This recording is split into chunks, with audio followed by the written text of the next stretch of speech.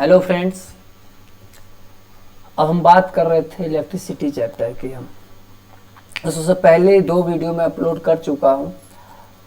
अब तीसरे बारे की है। थर्ड पार्ट में हम पढ़ रहे थे, सेकेंड पार्ट के लास्ट में हम पढ़ रहे थे रेजिस्टेंस के बारे में। तो हमने रेजिस्टेंस देखा था किनके ऊपर डिपेंड करता है, वो 4 चीज़ों के ऊपर क्या करता है, डिपेंड करता था। जिसने नहीं देखा है वो भाई पहले 2 वीडियो जरूर देख लो, तभी भी समझ में आएगा, नहीं तो कुछ समझ में नहीं आने वाला। ये क्या है, ये चीज, यही रेजिस्टेंस होता है। हमने कई बार डिवाइस में देखा हुआ। रेजिस्टेंस का काम क्या होता है, करंट को फ्लो होने से रोकना, सिंपल सी भाषा में। अब इसके हम नेक्स्ट वीडियो में आगे पढ़ते हैं। प्लीज चैनल को सब्सक्राइब करो और फॉलो करो, ताकि हम और ऐसी वीडियो आपके लिए डालते रहें। तो 1 ओम भी मैंने पिछले वीडियो में बता दिया था। 1 ओम के लिए 1 वोल्टेज चाहिए, 1 एम्पियर का करंट का, दोनों का रेशियो क्या कहलाता है, 1 ओम का रेजिस्टेंस कहलाता है। अब आगे आते हैं रियोस्टेट। रियोस्टेट क्या होता है, तो रियोस्टेट नाम से ही पता चल रहा है। अच्छा हाँ, इससे जस्ट पहले रेजिस्टेंस जो होता है, रेजिस्टेंस का सिंबल कैसा होता है भाई, ऐसा होता है, करंट को रुकावट करता है। ठीक है, ये रेजिस्टेंस का क्या है, ये सिंबल है। ठीक है, सेम वैसे ही रियोस्टेट, रियोस्टेट का सिंबल क्या होता है, ऐसा होता है। रेजिस्टेंस ही होता है, बट ये इसका सिंबल ऐसा होता है। इसका मतलब क्या है, रियोस्टेट को हम अपने हिसाब से एडजस्ट कर सकते हैं, कम या ज़्यादा। सिंपल सी बात है, अगर रेजिस्टेंस कम होगा तो करंट क्या होगा, ज़्यादा होगा, क्योंकि उसकी रोकने की औकात नहीं है, तो करंट क्या होगा, ज़्यादा होगा। जिस कंडक्टर में रेजिस्टेंस क्या होगा, ज़्यादा होगा, तो करंट क्या होगा, कम होगा, क्योंकि इसके पास औकात क्या हो गया, अब ज़्यादा हो गया, तो करंट को फ्लो होने से क्या कर देगा, रोक देगा। ठीक है, तो वही में रियोस्टेट का क्या करता है, अपने हिसाब से एडजस्टमेंट करना। इंक्रीज और decrease of current according to circuit component is use called rheostat. हम रेजिस्टेंस को कम या ज़्यादा करते हैं। जस्ट हमने इससे पहले वाले स्लाइड में क्या पढ़ा था कि रेजिस्टेंस लेंथ ऑफ कंडक्टर के ऊपर क्या करता है, डिपेंड। अगर ज़्यादा लेंथ है तो रेजिस्टेंस भी क्या है, उसका ज़्यादा है। अगर छोटा सा लेंथ है तो उसका रेजिस्टेंस क्या होता है, कम होता है। तो सिंपल सी बात है, अगर मैं ज़्यादा लेंथ, ऐसे मान लो कोई एक रेजिस्टेंस है, अगर मैं यहाँ पर रियोस्टेट लगा दिया तो इसका लेंथ क्या है भाई, छोटा है, तो करंट क्या होगा, ज़्यादा होगा। तो हम इस एरो को इधर या उधर एडजस्ट करके हम क्या करते हैं, रेजिस्टेंस को मेंज करते हैं। जिससे सर्किट में करंट ज़्यादा चाहिए तो रेजिस्टेंस हम कम कर देंगे, उसका लेंथ। सर्किट में करंट कम चाहिए तो उस रेजिस्टेंस का लेंथ क्या कर देंगे, इंक्रीज कर देंगे। तो मतलब करंट को इंक्रीज करना या डिक्रीज करना कौन करवाता है भाई, रियोस्टेट। एक तरीके से वेरिएबल, ये उसका क्या है, सिंबल है। और रियोस्टेट को किससे दिखाते हैं, RS, रियोस्टेट। ठीक है, ये रियोस्टेट होता है। अब इसी से रेजिस्टेंस से ही जुड़ा हुआ बात करते हैं, किसकी, रजिस्टिविटी से। रेजिस्टेंस से ही चीज ये निकल के आया, व्हाट इज रजिस्टिविटी। तो रजिस्टिविटी क्या होता है कि 1 मीटर, कितने मीटर, 1 मीटर के वायर, ठीक है, कितना रेजिस्टेंस ऑफर कर रहा है। ठीक है, वही क्या कहलाता है, रजिस्टिविटी कहलाता है। कहने का मतलब कि अगर सिंपल सी बात करूं तो R जो होता है डायरेक्टली प्रोपोर्शनल टू लेंथ होता है। मैंने बताया था कि अगर लेंथ बढ़ेगा तो रेजिस्टेंस भी क्या होगा भाई, बढ़ेगा। अगर लेंथ क्या होगा भाई, कम रहेगा, तो रेजिस्टेंस भी क्या रहेगा, कम रहेगा। यानी कि एक दूसरे पे क्या होता है, डायरेक्टली प्रोपोर्शनल होता है। अब दूसरा, resistance is inversely proportional to area. Area के क्या होता है, इनवर्सली प्रोपोर्शनल होता है। अगर एरिया बढ़ेगा तो रेजिस्टेंस क्या हो जाएगा, कम हो जाएगा। उसको मतलब एक बढ़ाने की वजह से दूसरा कम हो रहा, तो उसको हम इनवर्सली प्रोपोर्शनल बोलते हैं। सपोज एक क्या कर रहा हूं मैं रूम बना रहा हूँ, रूम है ये, सपोज एक ये रूम है। इस रूम में मैं कह रहा हूँ केवल 2 ही लोग हैं, केवल 2 ही लोग हैं। 2 लोग का मतलब इस रूम में, इतने बड़े एरिया में कितने इलेक्ट्रॉन है, 2 ही इलेक्ट्रॉन है, केवल और केवल 2 इलेक्ट्रॉन है।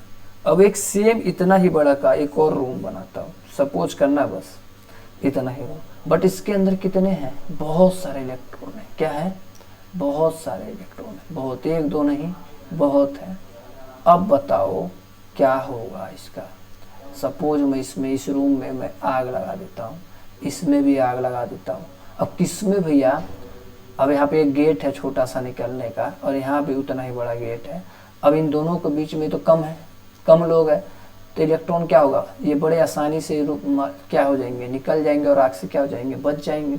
इस वाले में क्या होगा, अब इतने सारे लोग हैं, ये क्या हो जाएगा, ब्लॉक हो जाएगा, ये आपस में एक दूसरे से क्या होने लग जाएंगे, टकराने लग जाएंगे और उतना जल्दी ये रूम से बाहर नहीं निकल पाएंगे।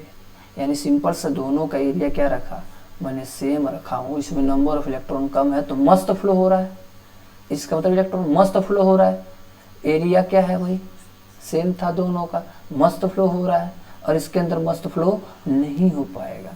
तो कहने का मतलब मेरा ये है कि R is inversely proportional to area. अगर एरिया बढ़ाऊंगा तो रेजिस्टेंस क्या हो जाएगा, कम हो जाएगा। सपोज यही सारे, अगर मैं इसका एरिया बढ़ा देता, क्या कर देता, इतने बड़े से इतना बड़ा एरिया कर देता, तब ये आदमी क्या हो जाते हैं, बड़े आराम से निकल जाते हैं। अब बड़े आराम से निकलने का मतलब क्या है, इलेक्ट्रॉन अच्छा फ्लो हो रहा है। अच्छा फ्लो का मतलब करंट उसको क्या मिलेगा, कम मिलेगा, ज़्यादा मिलेगा। करंट क्या मिलेगा, ज़्यादा मिलेगा। अगर करंट ज़्यादा मिला तो रेजिस्टेंस क्या मिल रहा होगा, करंट कम मिल रहा होगा। एक दूसरे के उल्टा होते हैं। अगर करंट बढ़ रहा है तो रेजिस्टेंस क्या हो रहा है, कम हो रहा है। ठीक है, तो करंट का मतलब क्या होता है, फ्लो ऑफ चार्ज। अगर ये छोटा सा रूम था, ये छोटा सा रूम था, तो इनके आपस में बीच में क्या होता है, कोलिजन होता, आपस में लड़ रहे थे, आपस में भिड़ जा रहे थे, जिनके स्पीड क्या हो जा रहा था, कम हो जा रहा था। स्पीड कम हो जाने का मतलब करंट उतना अच्छे से नहीं बना। करंट नहीं बना हुआ तो यानी कि रेजिस्टेंस क्या होगा भाई, ज़्यादा होगा, तभी करंट नहीं बना। अगर इसी मैंने उतने ही आदमी को, इस रूम को मैंने क्या कर दिया, बढ़ा दिया, अब ये आदमी क्या हो जाएंगे, बड़े आसानी से निकल जाएंगे इस रूम से। आसानी से निकल जाएगा मतलब इलेक्ट्रॉन मस्त फ्लो होगा। मस्त फ्लो होने का मतलब करंट क्या मिलेगा, इनको ज़्यादा मिलेगा। करंट ज़्यादा मिलेगा तो रेजिस्टेंस क्या मिलेगा भाई, कम मिलेगा। उसी को रेजिस्टेंस के टर्म में वही बात यहाँ पे बोल रहा हूँ कि resistance is directly proportional to length. Length बढ़ाने से रेजिस्टेंस तो सिंपल सी बात है बढ़ेगा, और एरिया के क्या होता है भाई, इनवर्सली प्रोपोर्शनल होता है। अब ये इक्वेशन फर्स्ट मान लेता हूँ और इक्वेशन सेकेंड मान लेता हूँ। इन दोनों को क्या कर देता हूँ, combine directly proportional to this. जैसे इस चीज़ को हटाऊंगा कुछ ना कुछ कांस्टेंट आता तो यहाँ पे क्या आ जाएगा, रो आ जाएगा। जहाँ पे रो क्या कहलाता है, यही चीज़ क्या कहलाता है, रजिस्टिविटी कहलाता है। रजिस्टिविटी कहलाता है। ठीक है, अगर रजिस्टिविटी, तो रजिस्टिविटी का मैंने बता दिया कि the resistivity of a given conductor is directly proportional to its length. जो उसका रजिस्टेंस है वो क्या होता है, डायरेक्टली प्रोपोर्शनल होता है लेंथ के। ये लेंथ है, एल है। इनवर्सली प्रोपोर्शनल टू एरिया, दोनों को कंबाइन करा तो ये फॉर्मूला बन गया, जहाँ पे रो का फॉर्मूला, रो को ऐसे दिखाते पी बना के, थोड़ा सा ऐसा, ये थोड़ा सा टिल्ड रहेगा। तो rho is a constant where resistivity, इसी को हम क्या कहते हैं, रेजिस्टिविटी कहते हैं, या इसका दूसरा नाम भी होता है स्पेसिफिक रेजिस्टेंस। स्पेसिफिक रेजिस्टेंस होता है। ठीक है, ये सी नहीं है, स्पेसिफिक रेजिस्टेंस कहलाता है। क्या है ये रेजिस्टेंस फर्सिस्टेंस, तो मैंने जस्ट तुमको भी बताया। रेजिस्टेंस क्या करता है, करंट को अप्रोच करता है। रेजिस्टिविटी क्या कहता है भाई, इसी का ही रेजिस्टेंस का एक तरीके से जुड़वा भाई है कि 1 मीटर लेंथ में कितना रेजिस्टेंस ऑफर हो रहा है, या आर जो है डायरेक्टली प्रोपोर्शनल है लेंथ के, आर जो है डायरेक्टली प्रोपोर्शनल लेंथ के, R inversely proportional to area के। इन दोनों को, केवल लेंथ और एरिया का क्या कहलाता है, रेजिस्टिविटी कहलाता है। जबकि हमने रेजिस्टेंस पढ़ा हुआ है 4 चीजों के ऊपर डिपेंड करता है। इसका ऐसा यूनिट क्या होता है भाई, ओम मीटर। क्या होता है, ओम और मीटर। रेजिस्टिविटी, रेजिस्टेंस का क्या होता था, ओम होता था। रेजिस्टिविटी का क्या होता है भाई, रो का, रो इक्वल टू में ओम और मीटर होता है। ये रहा, the resistance offer by wire of unit length and unit cross section area is known as resistivity.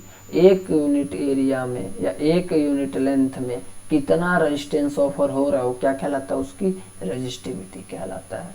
ठीक है, रेजिस्टिविटी भैया 2 चीजों के ऊपर डिपेंड करता है। जैसे रेजिस्टेंस कितने चीजों के ऊपर डिपेंड करता था, 4 चीजों के ऊपर। रेजिस्टेंस चार चीज़ों के ऊपर डिपेंड करता था। रेजिस्टेंस को मैं R से लिख देता हूँ और रेजिस्टिविटी को किसे लिखते हैं, रो से लिखते हैं। तो रेजिस्टेंस चार चीज़ों के ऊपर, पहला लेंथ के ऊपर, दूसरा area of cross section, area of cross section के ऊपर, तीसरा nature of material, nature of material के ऊपर, चौथा क्या था, टेम्परेचर, क्या था, टेम्परेचर था। सेम ऐसे रेजिस्टिविटी केवल दो चीजों के ऊपर डिपेंड करता है, नेचर ऑफ मटेरियल और टेम्परेचर ऑफ मटेरियल। ठीक है, केवल और केवल दो चीजों के ऊपर डिपेंड करता है रेजिस्टिविटी। ठीक है, आगे बढ़े। अब बात करते हैं रेजिस्टेंस से ही कुछ चीजों पे। तो रेजिस्टेंस को हम दो तरीके से कंबाइन कर सकते हैं, एक होता है सीरीज और एक क्या होता है, पैरेलल। ये सीरीज और पैरेलल क्या है, तो आ जाओ। रेजिस्टेंस को हम किससे दिखाते हैं, ऐसे डिनोट करते हैं, ऐसे। ये कितने रेजिस्टेंस लगा रखा हुआ है इसके अंदर, तीन रेजिस्टेंस। इसका रेजिस्टेंस मान लेता हूँ R1 है, इसका रेजिस्टेंस R2 है और इसका रेजिस्टेंस क्या मान लेता हूँ R3 है। देखो कॉम्बिनेशन कर रहा हूँ रेजिस्टेंस का, ये क्या है, देखो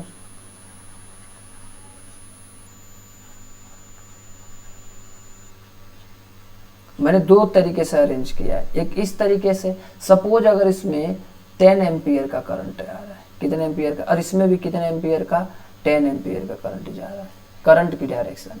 तब एक बात बताओ, इस पूरे सर्किट में कितने एम्पियर का करंट जाएगा, तो सिंपल सी बात है, मैं क्या बोल सकता हूँ, यहाँ भी अगर 10 है तो यहाँ भी क्या होगा, 10 होगा, और यहाँ भी क्या होगा, 10 होगा। क्यों, क्योंकि ये बिल्कुल क्या है, बिल्कुल सीधा अरेंज है, बिल्कुल सीधा है।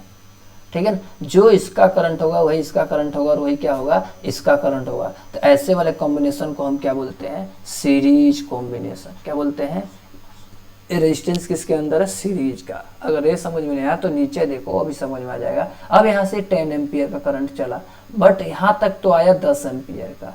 अब क्या होगा, यहाँ से इस करंट के कितने रास्ते हो जाएंगे भाई, 3 रास्ते हो जाएंगे, होंगे कि नहीं होंगे। देखो यहाँ से 3 वायर लग गए, अब इस करंट के कितने रास्ते हो गए, 3 रास्ते हो गए।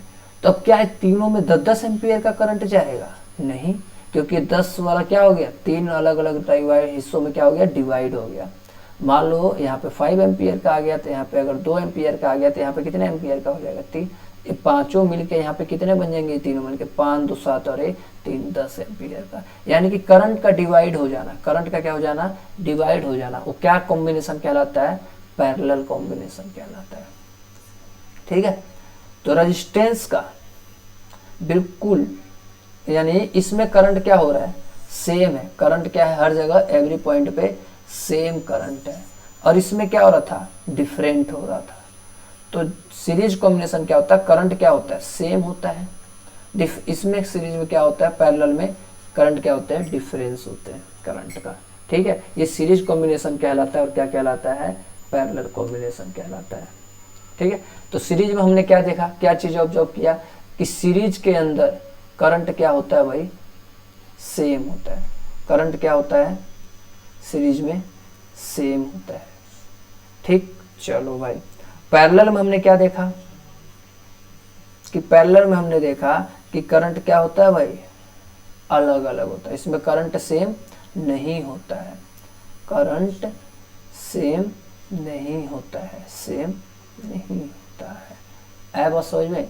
तो इसमें क्या सेम होता होगा पैरेलल में, तो पैरेलल में क्या सेम होता है, पोटेंशियल डिफरेंस क्या होता है, सेम होता है। और इसके अंदर सेम पोटेंशियल क्या होता है, सेम नहीं होता, एक दूसरे के उल्टा।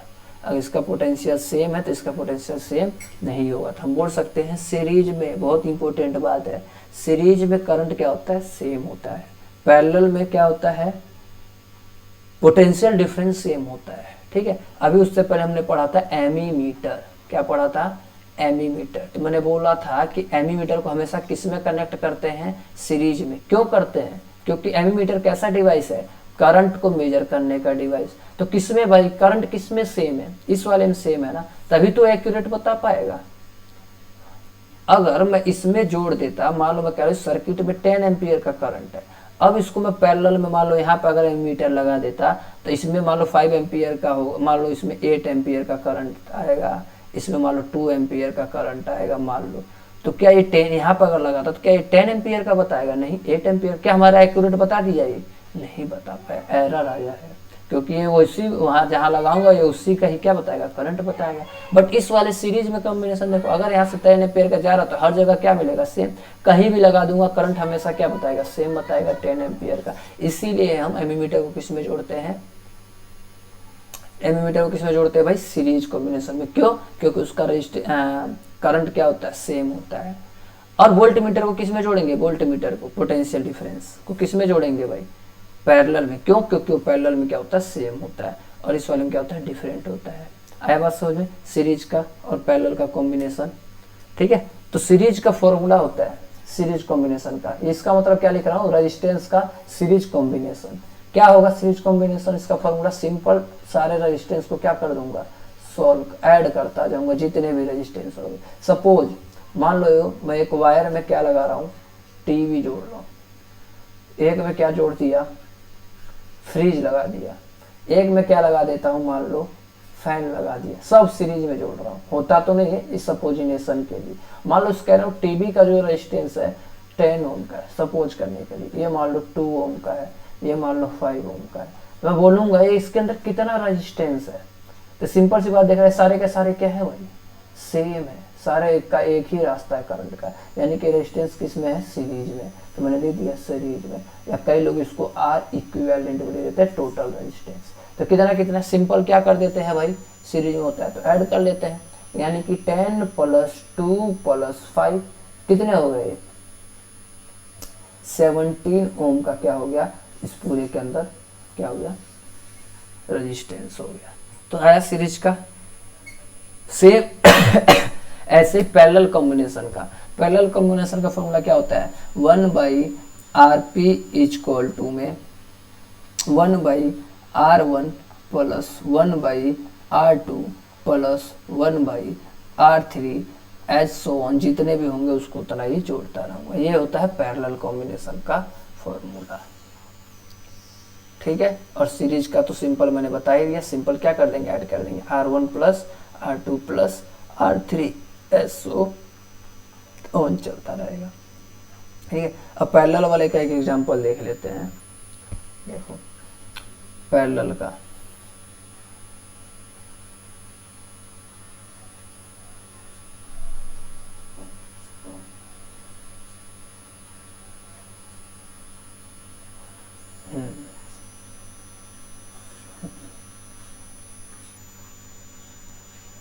पैरेलल का मैं कह रहा हूँ इन सब पे 2 ओम का रेजिस्टेंस है।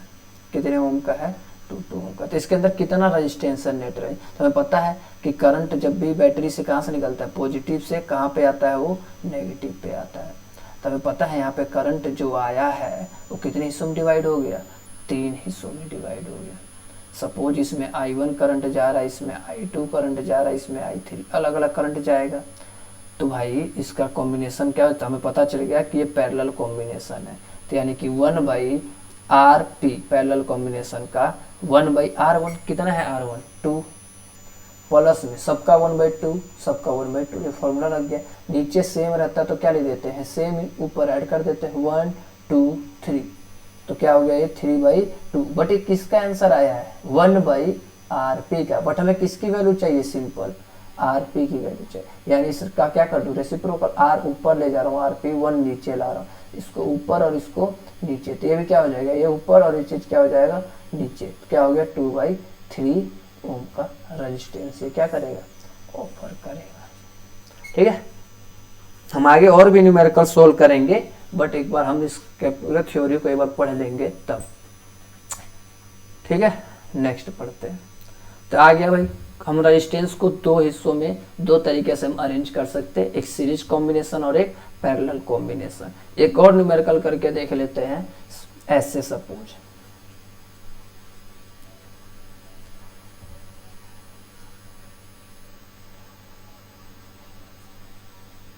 बहुत न्यूमेरिकल बनेंगे इसके ऊपर।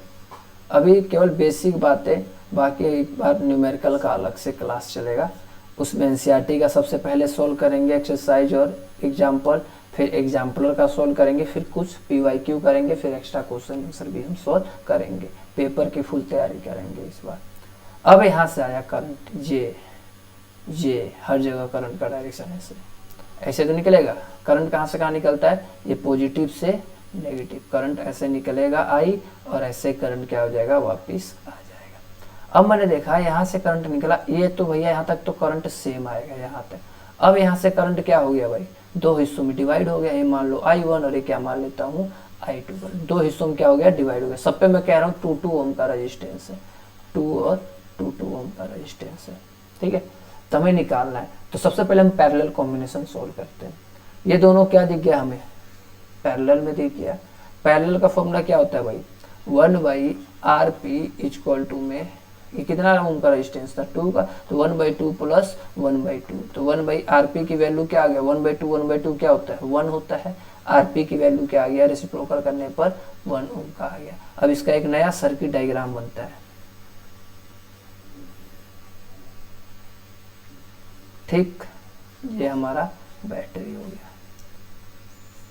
ये कितने ओम का था, ये वाला, ये पहला वाला था, ये कितने ओम का था, 2 ओम रेजिस्टेंस का। और ये कितने ओम का निकाला हमने, 1 ओम का। अब ये नया रेजिस्टेंस कितना हो गया, 1 ओम का हो गया। अब ये साफ साफ दिख रहे हैं दोनों कैसे कॉम्बिनेशन में आ गए, सीरीज में, यानी कि सिंपल सीरीज का क्या लगा देंगे, फॉर्मूला क्या होता है, R1 + R2, सिंपल ऐड कर दूंगा तो 2 + 1, तो यानी RS की वैल्यू कितनी आ गई, 3 ओम आ गया, ठीक है। ये हमारा आंसर आ गया। और भी हम आगे करेंगे बहुत सारे क्वेश्चन, 1-2 से काम नहीं चलेगा, हम आगे और भी बताएंगे, अभी हमें कॉन्सेप्ट समझना है, ठीक है। तो सीरीज और कॉम्बिनेशन बता दिया। सीरीज का फॉर्मूला बिल्कुल ऐसे होता है और ऐसे कॉम्बिनेशन होता है, ठीक। ये पैरेलल का formula 1/R equal to 1/R1 plus R/2। Advantage क्या होता है, सपोज घरों में जितने भी इलेक्ट्रॉनिक डिवाइस होते हैं, जो भी चीज होता है, तुम बताओ क्या वो सीरीज में होता है कि वो पैरेलल में होता है। तो बेटा बता दूं, तो घरों में जितने भी डिवाइस जोड़े जाते हैं सब किस में जोड़े जाते हैं, पैरेलल में जोड़े जाते हैं। तो एक क्वेश्चन आता है पैरेलल में ही क्यों, सीरीज में क्यों हम नहीं जोड़ सकते हैं। तो सपोज सीरीज में बिल्कुल एकदम सीधा सीधा एक टीवी लगाया, फ्रिज लगाया, वॉशिंग मशीन, कुछ भी है, इस सीरीज में मैंने अगर जोड़ दिया, मान लो घरों में जो बिजली एकदम से तेज आ जाए, 1000 वोल्टेज का आ जाए, 1000 एम्पियर का करंट आ जाए वोल्टेज का, सपोज। अब करंट आएगा, सब में करंट क्या रहेगा, सेम रहेगा। अब तुम बताओ क्या इस सबकी भैया खपत एक ही होगी, किसी ने मोबाइल के लिए अलग एम्पियर का करंट चाहिए, टीवी के लिए अलग चाहिए, फ्रिज के लिए अलग चाहिए, सबके लिए क्या चाहिए, अलग अलग करंट का। बट इस सीरीज में तो सबके लिए क्या हो जाएगा, सेम हो जाएगा। अब कोई तो ऐसे मोबाइल में एकदम से 1000 एम्पियर का करंट भेज दूंगा तो क्या हो जाएगा, खराब होने का चांस, टीवी भी फूक जाने का चांस ज्यादा बढ़ जाएगा। सीरीज में करंट क्या होता है, सेम होता है। इसीलिए हम घरों में सबको सीरीज में नहीं कनेक्ट कर सकते हैं। क्यों, क्योंकि करंट सबके पास उतना ही पहुंचेगा जो कि हमारे लिए क्या हो जाएगा, दिक्कत हो जाएगा, शॉर्ट सर्किट हो जाएगा। इसीलिए हम सीरीज में नहीं जोड़ते हैं। क्यों, क्योंकि वो करंट क्या रहता है, सबके लिए सेम रहता है, जबकि हमारे डिवाइस वाइज में सेम करंट नहीं चाहिए। अलग अलग डिवाइस के अपने अलग अलग कैपेसिटी होती है। पैरेलल में हमने पैरेलल का अरेंजमेंट पढ़ा था कि करंट क्या हो जाता है भाई, डिवाइड हो जाता है। क्या हो जाता है, डिवाइड हो जाता है। सपोज अगर यहाँ से 1000 एम्पियर का करंट आ रहा है तो फिक्स है क्या ये तीनों में कि 1000 एम्पियर का ही करंट जाएगा, नहीं, क्योंकि ये करंट क्या हो जाएगा, तीनों में डिवाइड हो जाएगा। जिसका रेजिस्टेंस ज्यादा हो उसके पास करंट क्या जाएगा, कम जाएगा, जिसका रेजिस्टेंस कम होगा उसके पास करंट ज्यादा जाएगा, क्योंकि इनवर्सली प्रोपोर्शनल होते हैं। तो करंट का क्या हो गया, डिवाइड हो गया, जिससे हमारा शॉर्ट सर्किट होने से चांस क्या हो जाएगा भाई, बच जाएगा। और दूसरा रीजन ये है कि इसका पोटेंशियल पैरेलल में क्या रहता है, सेम रहता है। पोटेंशियल का मतलब हमने कितना वर्क किया, तो यानी हमारा बिजली का बिल भी क्या आएगा, कम आएगा, क्योंकि सब में क्या रहेगा, सेम रहेगा। इसमें सब में क्या रहेगा, डिफरेंस आएगा, तो इसका बिजली का बिल क्या आएगा, कितना काम किया भाई उसका रीडिंग ज्यादा आएगा, तो हमें ज्यादा पैसा देना पड़ेगा, बिजली रीडिंग ज्यादा आएगा तो एक कम। तो ये फायदा होता है पैरेलल में जोड़ने का। तो हमारे घरों में जितने भी डिवाइस होते हैं सब पैरेलल में जोड़े रहते हैं। दो रीजन है, एक तो करंट का डिवाइड हो जाना, और दूसरा भाई पोटेंशियल सबका क्या रहता है, सेम रहता है, जिसका रीडिंग भी क्या रहेगा, कम रहेगा। इसमें पोटेंशियल सेम नहीं रहता, जिसकी वजह से रीडिंग ज्यादा आएगा, मीटर का रीडिंग, तो हमें ज्यादा पैसे देने पड़ेंगे। ठीक है, तो ये सीरीज और पैरेलल की कॉम्बिनेशन की कहानी थी। तो वही यहाँ पे लिखा हुआ। सीरीज कॉम्बिनेशन में क्या होता है, टीवी बल्ब फैन जो भी हो गए कोई भी वर्क नहीं करेगा अगर सीरीज में जोड़ देता हूँ। कनेक्ट बहुत ज़्यादा हीटर सीरीज, क्योंकि भैया अलग अलग करंट की क्या होती है वैल्यू होती है, मैंने यहीं पे बात लिखा था। इसीलिए सब चीज़ों से बचने के लिए हम क्या यूज करते हैं, पैरेलल सर्किट यूज करते हैं। ठीक है, अब नेक्स्ट इंपॉर्टेंट बात, heating effect of current. Current के दो बिहेवियर शो करते हैं। करंट जब भी करंट किसी एक, मान लो ये वायर है, इसके अंदर करंट फ्लो कर रहा है, तो इसकी दो बिहेवियर शो करते हैं। कौन से? एक तो हमने पढ़ ही लिया भाई, कौन सा, करंट। क्या पढ़ लिया, नहीं सॉरी, करंट नहीं, एक सेकेंड, हाँ। तो जब भी एक वायर में एक करंट फ्लो करता है, इसके दो बिहेवियर शो करते हैं। ठीक है, एक तो होता है हीट हो जाता है, वो क्या हो जाता है, heating effect. Heating effect of current, current का हीटिंग इफेक्ट। ठीक है, दूसरा क्या होता है भाई, मैग्नेटिक इफेक्ट। क्या, मैग्नेटिक इफेक्ट, जो कि हम मैग्नेटिक इफेक्ट को आगे वाले चैप्टर नंबर 13 में पढ़ेंगे। ठीक है, पूरा चैप्टर इसी के ऊपर, 13 chapter magnetic effect of current, हम आगे वाले इसको चैप्टर में डील करेंगे। तो जब भी एक वायर में करंट फ्लो होगा तो हम बोल सकते हैं उसके अंदर दो प्रॉपर्टी आ जाती है, हीटिंग इफेक्ट और मैग्नेटिक इफेक्ट। ठीक है, मैग्नेटिक इफेक्ट के हम आगे के चैप्टर में डील करेंगे, अभी डील करते हैं हीटिंग इफेक्ट। तो हीटिंग इफेक्ट को कौन एक्सप्लेन किया भाई अच्छे से, जूल बाबा। जूल नाम के एक साइंटिस्ट है जिसको क्या बोला जाता है, जूल्स लॉ के नाम से भी हम जाने जाते हैं। अगर हीटिंग इफेक्ट ऑफ करंट बोलो या जूल्स लॉ बोलो, बात क्या है, दोनों का सेम है। ठीक है, तो वही लिखा है heating effect of electric current. तो हमें पता है, हमने बहुत सारे कंपोनेंट देखे जिसमें से हीट प्रोड्यूस होता है। कौन से, एक तो यही ले लो, हीटर। ठीक है, पानी गर्म करने वाला रॉड, जो सर्दियों में पानी गर्म करते हैं लोग नहाने के लिए। ठीक है, गीजर, आयरन प्रेस, जो हम कपड़े वपड़े प्रेस करते हैं, वो सब किसके एग्जाम्पल है भाई, हीटिंग इफेक्ट का एग्जाम्पल है। ठीक है, तो when electricity pass through the high resistance wire like a nichrome, एक वायर ले लेते हैं निक्रोम का wire, the resistance of become very hot, और क्या हो जाता है, बहुत ज्यादा हॉट हो जाता है, and produce heat, and this is called heating effect of current. किसी भी वायर में करंट बहेगा। इसको कौन बताया था, जेम्स प्रेस्कॉट जूल, एक जूल नाम के मैं बोला था साइंटिस्ट थे, और वो रहे ये साइंटिस्ट। इन्होंने पहली बार किसके बारे में बताया था, हीटिंग इफेक्ट के बारे में बताया था कि करंट का क्या होता है, हीटिंग इफेक्ट होता है, हीटिंग इफेक्ट होता है। ठीक है, तो चलो हम पढ़ते हैं आगे कि हीट में क्या क्या चीजें होता है। आ जाओ, तो जूल्स लॉ। तो जूल्स लॉ ने क्या एक्सपेरिमेंट एक सेटअप किया, उसने क्या देखा कि जो हीट प्रोड्यूस हो रहा है उस वायर में किस किन चीजों के ऊपर डिपेंड कर रहा है, 3 चीजों के ऊपर डिपेंड कर रहा है, square of current, resistance of wire और टाइम। कौन से भाई, स्क्वायर ऑफ करंट, रेजिस्टेंस और टाइम। और तीनों के तीनों किसके प्रोपोर्शनल होते हैं भाई, डायरेक्टली प्रोपोर्शनल होते हैं। क्या होते हैं ये, डायरेक्टली प्रोपोर्शनल होते हैं। समझ रहे हो बात, कि इन्होंने बोले कि एक वायर है, अगर वायर के अंदर भैया हीट प्रोड्यूस हो रहा है, वो 4 चीजों के ऊपर डिपेंड करेगा, 3 चीजों के ऊपर। जितना ज्यादा करंट उतना ज्यादा हीट, हमने नॉर्मल लाइन में देखा भी है। जितना ज्यादा रेजिस्टेंस उतना ज्यादा हीट, और भैया टाइम तो लेगा ही लेगा हीट होने में। तो ये 3 चीजों के ऊपर ये हीट क्या करता है, किसी भी वायर में डिपेंड करता है। तो यानी कि heat is directly proportional to I square, heat is directly proportional to R, और heat is directly proportional to time. जब इन तीनों इक्वेशन को क्या करूंगा, कंबाइन, तो heat is directly proportional to I square R and T. अब यहीं से एक फॉर्मूला बन गया, यहाँ पे कुछ हटेगा, कांस्टेंट आता है, यहाँ पे कांस्टेंट 1 आता है, तो फॉर्मूला आ गया हीट का आई स्क्वायर आर टी, मोस्ट और मोस्ट इंपोर्टेंट फॉर्मूला। आई स्क्वायर आर टी।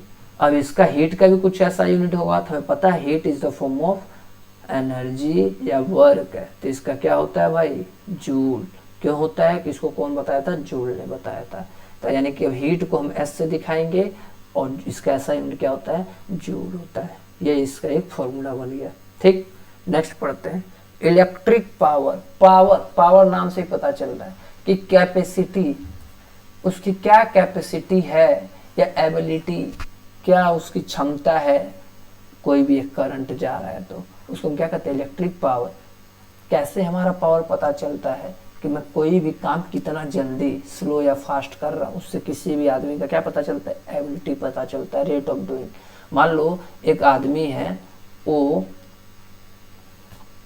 मैं बोल रहा हूँ 20 किलो का वजन उठा रहा है, और एक आदमी है 50 किलो का वजन उठा रहा है, तो मैं कैसे बताऊंगा भाई कि किसका पावर ज्यादा होगा।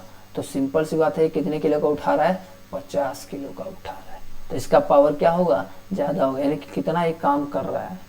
बट मैं ये कह रहा हूँ एक आदमी 50 किलो का वजन उठा रहा है, 2 सेकंड के अंदर एक जगह से दूसरे जगह उठा के रख देता है। सपोज अगर दूसरा वाला आदमी भी कितने किलो का उठा रहा है, 50 किलो का, और सेम ही डिस्टेंस पे रखने के लिए वो 10 सेकंड लगता है, तो भाई ये तो दोनों ही 50 का, तो कैसे हम बता देंगे दोनों का पावर सेम है, नहीं, क्योंकि ये बहुत जल्दी काम कर रहा है तो इसका पावर क्या होगा, ज्यादा होगा, और ये थोड़ा कम स्लो काम कर रहा है, इसका पावर क्या है, कम है। तो यानी कि टाइम के ऊपर भी डिपेंड कर रहा है।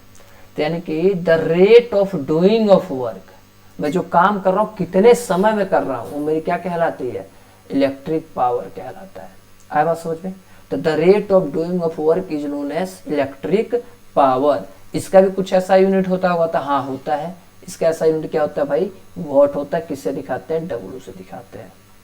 अब इसका भी बोल सकते हैं भैया 1 वॉट का डेफिनेशन बताओ, तो भैया 1 जूल मैंने काम किया कितने सेकेंड में, 1 सेकेंड में। 1 जूल को काम करने में 1 सेकेंड लगाया, वो मेरा क्या कहलाता है, 1 वॉट के इक्वल कहलाता है। जैसे कि मोर भी डेफिनेशन इसका पढ़ते आ रहा है। तो इलेक्ट्रिक पावर अब होता है 1 किलो वॉट आवर। इसको क्या बोलेंगे, किलो, इसको वॉट, और इसको क्या, आवर। तो इस किलो में कितना होता है भाई, 1000।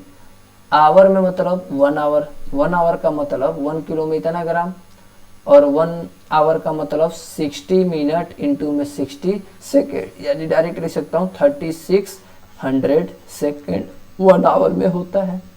तो भैया 1 किलो वाट को जब मैं सोल्व करूंगा तो कितना आएगा, जूल में निकालूंगा तो 3.6 इंटू 10 की पावर 6 जूल होता है। जब मल्टीप्लाई करूंगा आपस में सबको, तो 1000 को और इसको आपस में मल्टीप्लाई करने पे क्या आंसर आया, 3.6 इंटू 10 की पावर 6 जूल होता है। ये हमारा इलेक्ट्रिक पावर का डेफिनेशन है। तो आओ भाई फॉर्मूला हम पढ़ते हैं।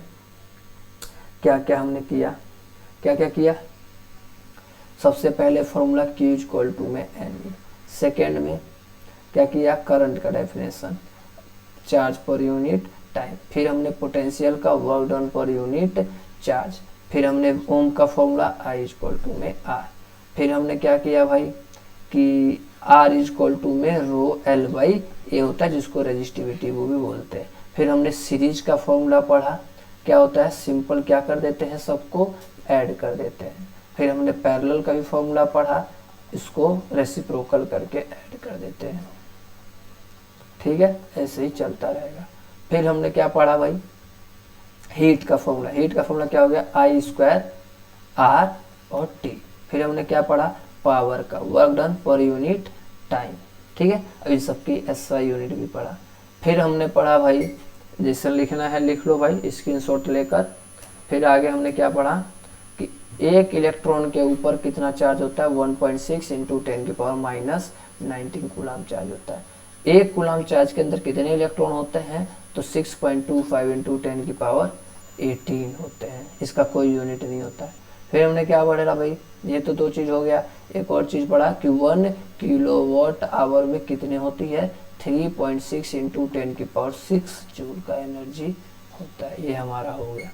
पावर अभी यहीं पे खत्म नहीं होता है पावर के और भी फॉर्मूले होते हैं। तो सबसे पहले पावर का फॉर्मूला हम इस क्वेश्चन के हिसाब से क्या पढ़े, work done per unit time पढ़ा। यानी कि वर्क कहा हमने फॉर्मूला पढ़ा था, work is the form of energy, यही होता है।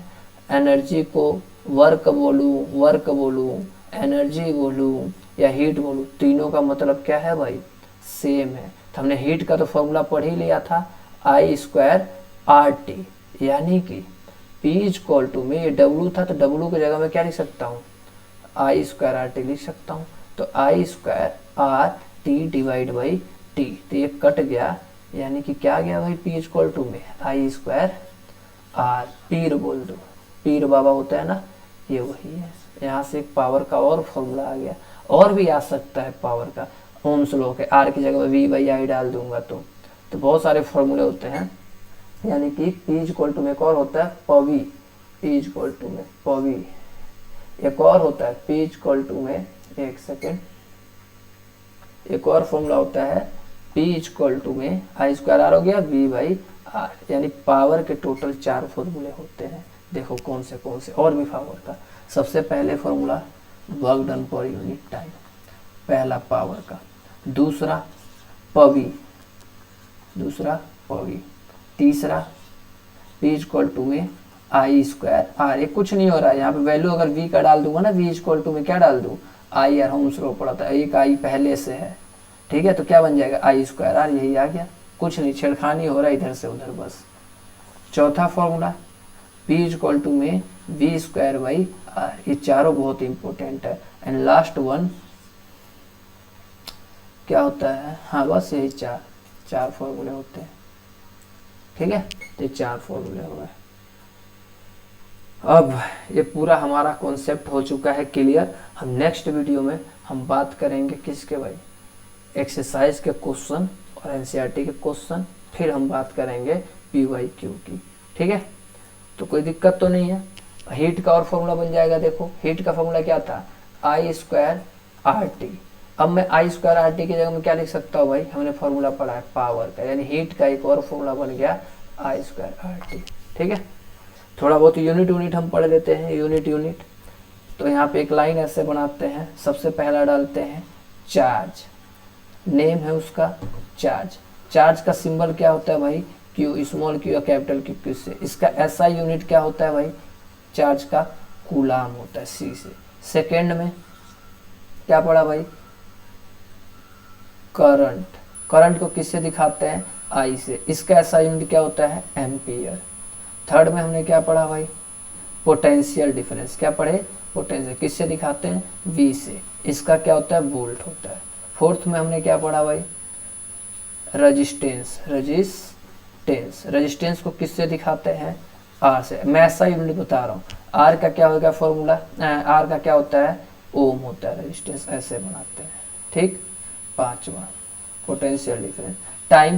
टाइम तो सबको पता है, टाइम को T से दिखाते हैं, इसका ऐसा यूनिट क्या होता है, सेकेंड। 6 वर्क बोलूं, एनर्जी बोलूं,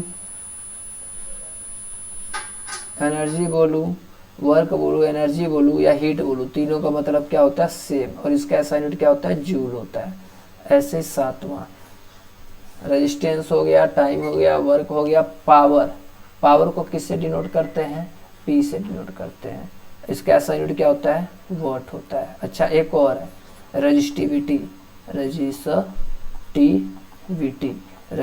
को किससे दिखाते हैं, रो से दिखाते हैं। रो का क्या होता है भाई, ओम मीटर होता है फॉर्मूला, ठीक है। और कुछ रह गया क्या, वर्क डन, ये सब नहीं। तो यही टोटल हमारे इसके SI यूनिट है, जो कि बहुत ही ज़्यादा क्या है, ये इम्पोर्टेंट है, सिंबल और SI यूनिट और फॉर्मूला।